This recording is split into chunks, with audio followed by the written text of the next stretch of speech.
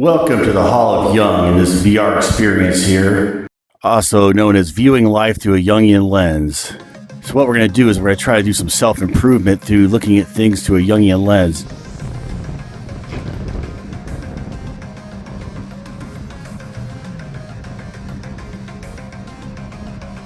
That feel of the flow of the air from 100 years ago is kind of in this area. Greyhound was a way of getting connected, so we could think about in Shawshank Redemption when I'll know my song well before I start singing. The storytelling and just like the human experience and putting together different thoughts.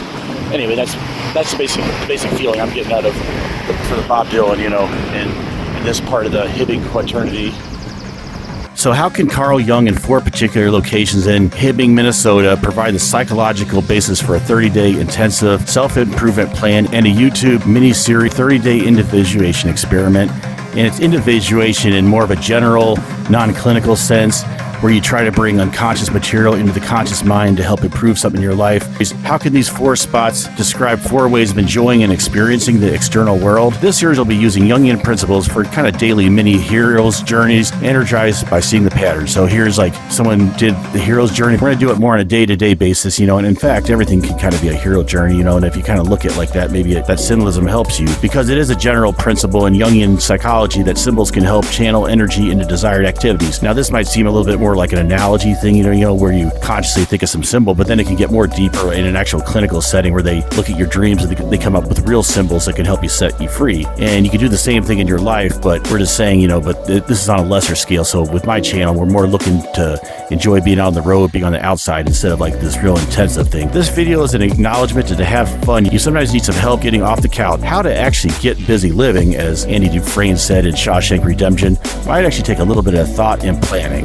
Okay, so Axiom 1, the unconscious is powerful, autonomous, and has much to tell you if you learn to hear its voice. And that can come in the thing of just like simply looking at what happens when you see some random picture, like in a cloud, a shape? Well, that's coming from your unconscious. Maybe not very far into your unconscious, but still. So you can just look at some clouds, look at the shapes, maybe do some drawing and see what it looks like, or even do something more intensive like dreaming. And it's all just an example of your unconscious trying to tell you something. And you got to try to learn to see what is it trying to tell you about the day and what's going on. Axiom 2, at the core of the unconscious and the collective unconscious are archetypes.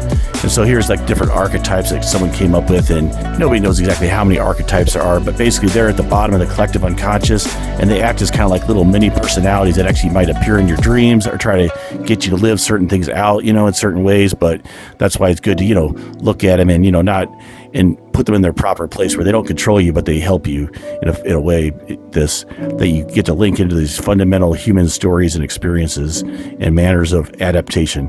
Extroversion and introversion are mechanisms of adaptation and defense. Insofar as they make adaptation possible, they protect man from external dangers. Insofar as they are directed functions, they liberate him from fortuitous impulses. Moreover, they actually protect him, since they render self-divestiture possible for him. Axiom 3, one fundamental means of assimilation, enjoyment of life, and art is empathy, Einfügen, which means feeling into in German. So it's usually some curvy type thing, shapes like that.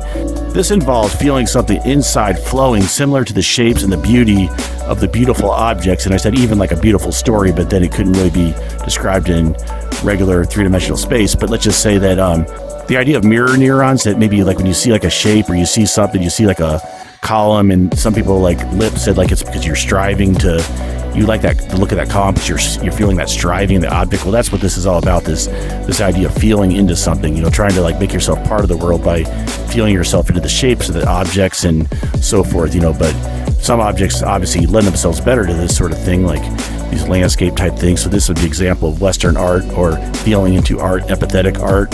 This felt into function is available to everyone, but it's mostly tied to extroversion and Western art. Whether we're introvert or extrovert, we all know about this feeling into function. Maybe a true extrovert might be able to access this function better than a lot of us introverts, but still, it's something that we all do all the time. Insofar as the felt into content represents an essential part of the subject, he becomes the object. He identifies himself with it, and in this way gets rid of himself. But since we feel this will to activity into another object, we are in the other object.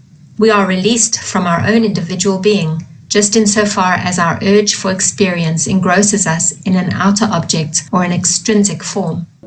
As opposed to this one, axiom 4, the other assimilation function is abstraction. It is used to analyze fearful, overwhelming, or make you feel small objects like the ore pit, which we're going to mention, or astronomy. So this basically, by putting things into more like regular things like crystalline shapes, geometric shapes, that sort of thing, what you do is you're kind of simplifying reality by you're just taking a certain like aspect of, that's what abstraction means, that you more just take a specific aspect of a object and put it into some sort of like mental map instead of trying to like totally flow into the thing, which would be like this flowing into function. And then there's just a certain beauty that comes, crystalline beauty that comes from this. It's different from like this kind of beauty. These two things are both beautiful, but like in different ways, you know. And then by abstraction, we just take a part of the object, we mentally make it less scary by putting it into some sort of simplified map of reality, which makes it easier to quickly understand and assimilate, of course, we could say. So like something like just strictly the fact, just putting a grid on something kind of makes it more abstract, and then given like a shape like this. This image has the magical importance of a defense against the chaotic change of experience. He becomes so lost and submerged in this image that finally its abstract truth is set above the reality of life. And therewith life, which might disturb the enjoyment of abstract beauty, is wholly suppressed. He raises himself to an abstraction. He identifies himself with the eternal validity of his image, and therein congeals, since it practically amounts to a redeeming formula. In this way he divests himself of his real self and transfers his life into his abstraction, in which it is, so to speak, crystallized. To inspire myself for this journey, I drove up to Hibbing, which is about 1.5 hours from Duluth, and it was much warmer up there on that day. And that was sort of me going up on the mountain to try to get some inspiration for doing this program, you know. But it has some emotional memories for me. Hibbing has what we call numinosity, which means that the town is psychically charged or subjectively colored. To me, that once you like have these different connections, it gives you a certain feeling, and these feelings can all work in your unconscious. Colored with mental projections that activate a certain type of thoughts and activity. Basically, psychically speaking, the town of Hibbing and these 4 spots are alive. In a mental type thing, we're saying they're alive. So I went up there and I realized that maybe subconsciously I had these ideas for a while, possibly, because it kind of came kind of quickly. It's not perfectly, but I was able to come up with a quaternity, what we're calling the Hibbing Quaternity here, based on these 4 different locations. Okay, so the first one is a Hibbing ghost town. And so what it is, it's a place that whenever the ore pit moved, there used to be the downtown and some houses in this section, but they had to like close it down whenever the mine expanded. They had to move the houses out, but all the trees are still there. So it's sort of a snapshot in time of like the people who planted the trees, made these kind of like nice paths to walk through that were the houses, and now the air kind of flows through, kind of like with the in the sense I was thinking, because it was kind of like hot over by the pit, but then when I got there it's like, oh, just the feeling of like walking in the shade and just this peaceful flow going through the town, you know, of this flow that was created as kind of an imprint of the psyche of like the original people that lived there, in a sense, you know. So because of this general sense, I say it had to do with enjoying the beautiful flow of nature in general. Is what I can get from psychologically whenever I think of this place. It gives you a snapshot of the feeling at that time. It's about hearing the gentle influence of the unconscious is in that sense too, if you want to go according to the axiom. And now here in this picture drawing, I see how he's just being kind of pushed along by different things like dreams, his writings and stuff. It's just kind of being pushed along by this unconscious feeling. Okay, it's much nicer over here for Sarge, and really for me as far as walking today. It's a little hot, it's a little dusty and kind of like and that's up there by the mine, kind of not a lot of trees, but here you go. And this is North Hibbing. You see here, there's a dog park here, but we'll probably just more walk around the area. Nice and windy right now. And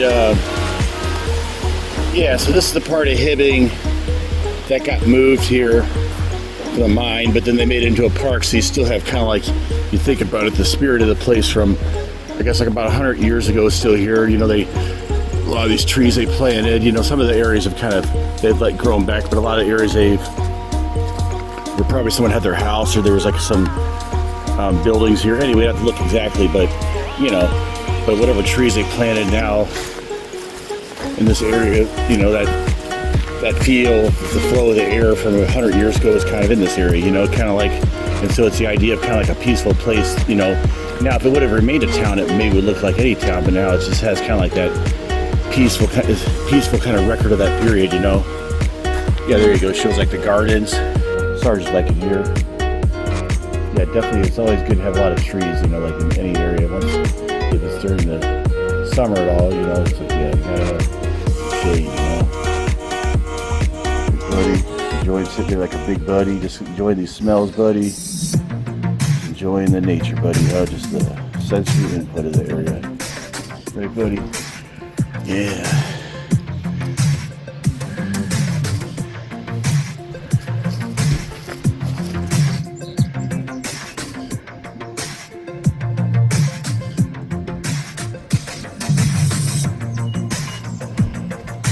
Some trails back there. Oh, let's see what that looks like. They're back there just for a second. Now this looks kind of pretty overgrown back here, but let's just take a quick look. See if you can see like maybe like an old foundation of someone's house or something. Okay, okay, no, but there is some frisbee. Okay, there are some frisbee golf areas. So yeah, there are trails that are mostly used by the frisbee golf people. Do some more rugged spots. Okay. I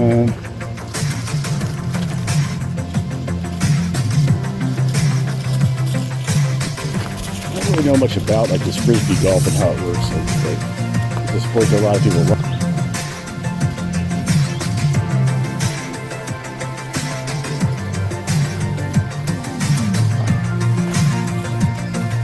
Look at some of these buildings here.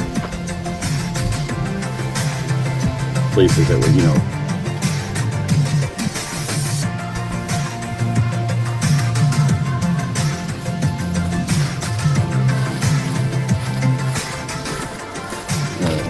sign down here.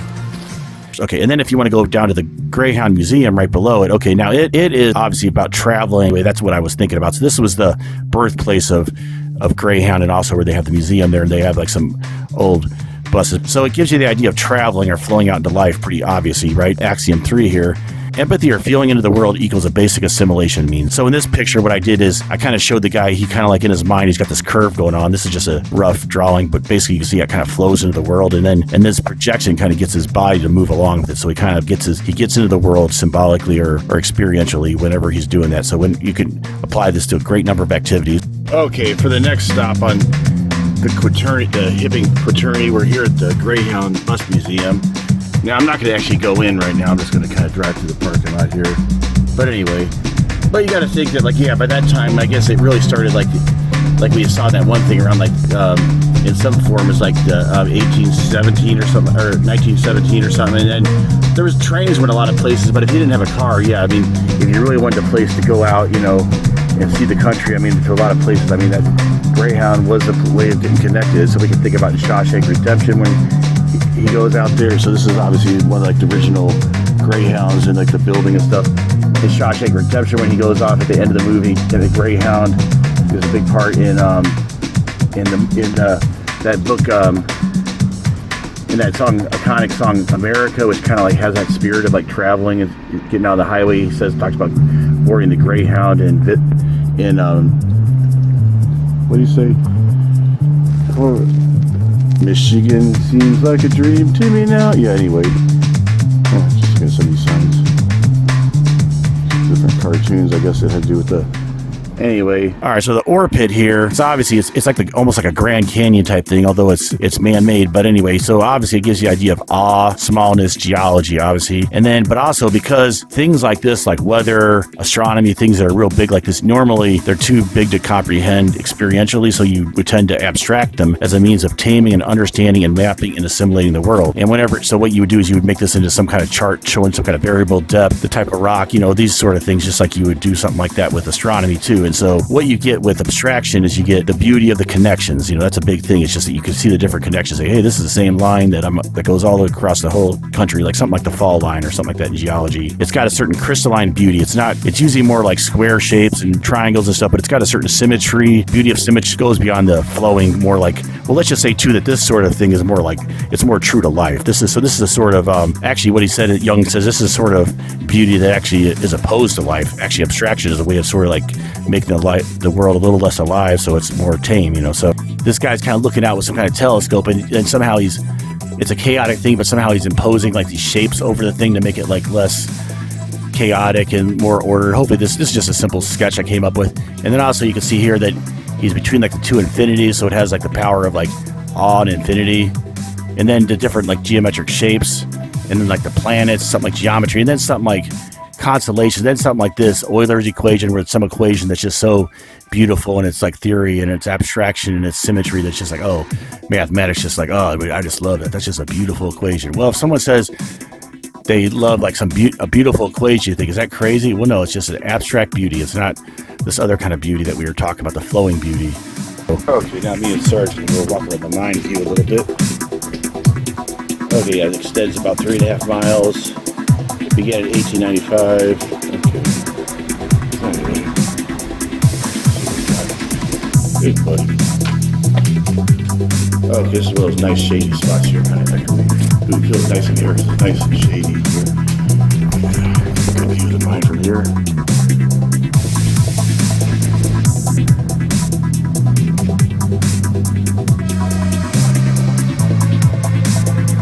Oh, that's taconite.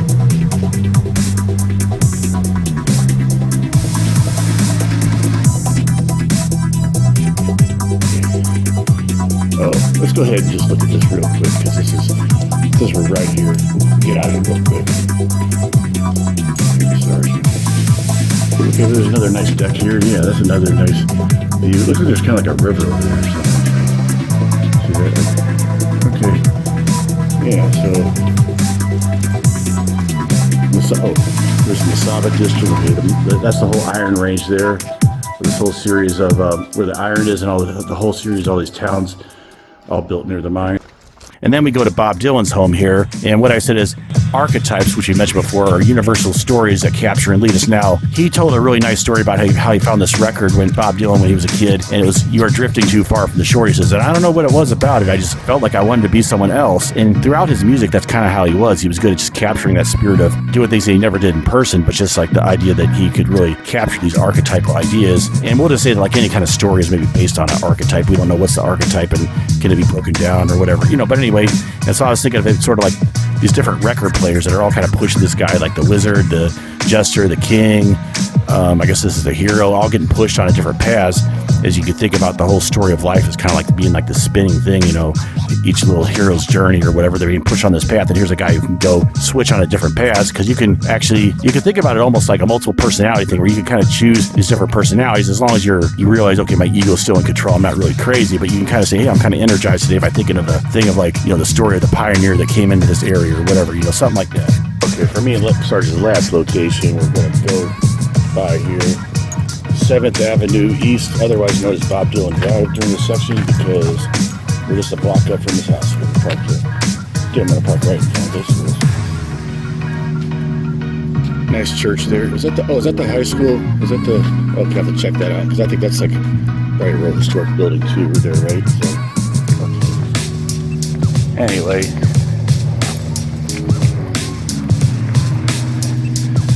As far as like the theme of this place, what it tells to me, like the Bob Dylan story was like in the Bob Dylan special, there was like the one scene where he talked about like when he was a kid, he found a record. He found this record, and it was called like, the song was "You're Drifting Too Far from the Shore," and he said like that was one of his first kind of interesting musics like that he had heard. And then he said I don't know, he felt like he could be somebody else or something like that. Oh, I wanted to see what the sign says here real quick. Okay, might as well take a quick look here. I'll have to look up. I forgot exactly like who owns this now and what his story is. If you previously scheduled, so there's a guy who can schedule a tour. Okay, maybe we'll do that sometime. But okay. Anyway, we'll just enjoy just looking at. But anyway.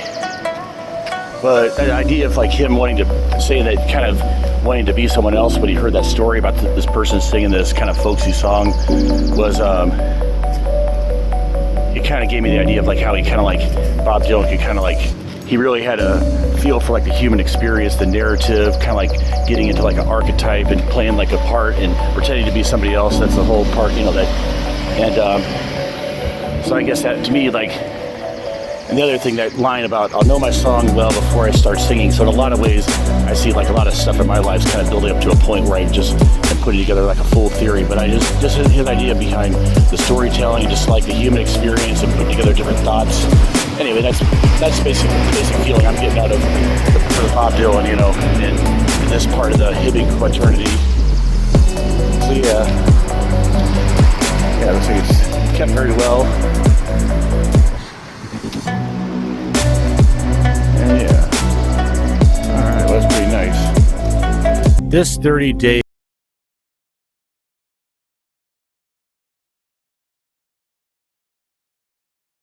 YouTube miniseries is a psychological experiment using Jungian psychology to live better and experience more this summer. I'm not a psychologist, just a layman looking to apply Jungian principles to life. I'm starting with the idea that the unconscious mind is very smart and tells us things. And believing in this, I drove up to Hibbing, Minnesota, and I found that 4 locations in Hibbing, Minnesota corresponded quite well to 4 different principles called the Hibbing Quaternity. The first one is the Hibbing Ghost Town, which the characteristics is you feel the echo of the past as the wind flows down established paths. This represents unconscious voice being in the center of a moving circle, the mother archetype, home, center, castle, etc. Character I'm coming up with here to explain it is Nellie, the ghost sheepdog mom who circles the area, protects and guides. The Greyhound Museum has to do with travel and also the Jungian idea of beauty as a way of mentally feeling your way into physical objects and flowing into life in general, flowing beauty, mentally becoming part of the object. The character here I'm coming up with is Flows With It, which is a Native American cartoon character who has a magic canoe, finds all paths, glides over, portages, flows into life. Now the ore pit, it represents awe, the smallness of the individual, abstraction, and the way to in making the world simpler, more understandable. Actions, the beauty of symmetry, the beauty of maps, beauty of mathematics. And this is supposed to be Laser Nash. Doesn't look like him that much, but anyway, it's like John Nash with his cup sending out all these laser beams across, dividing the world, trying to find that order in the chaos from A Beautiful Mind, if you haven't seen that movie. Bob Dylan's home, it represents stories, archetypes, wishing to become someone else. DJ Hat Trick, what he does is he gets people into the groove by putting different hats on and sending people into different paths. Sort of like the way we do whenever we listen to a song, for example. Here's a simplified view of the quaternity here that I'm going to be using for this 30-day adventure. And this is what it's going to more look like. I'm just going to do a simple sketch that I'll put in the video and then just kind of explain it like on a notepad like this to make it simpler so I can get it done. So I can do a video for 30 days. And so subscribe to get all 30 of those videos.